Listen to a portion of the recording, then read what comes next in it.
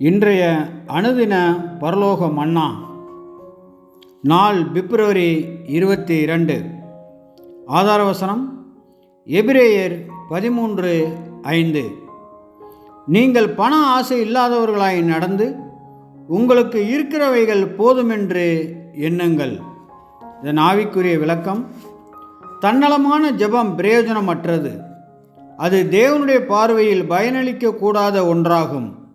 ஒரு சிலர் ஆஸ்தியை சேர்த்து இது நிமித்தம் தேவ ஊழியத்திலிருந்தும் சத்தியத்திலிருந்தும் விலகிவிடுகின்றனர்.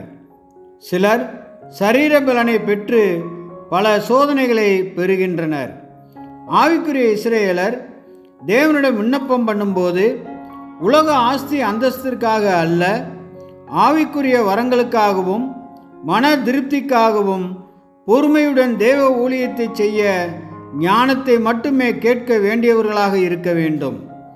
தேவன் நமக்கு தந்தருளும் சகல நல் ஈவுகளுக்காக நாம் நன்றியுடன் ஸ்தோத்திரம் செலுத்த வேண்டும்.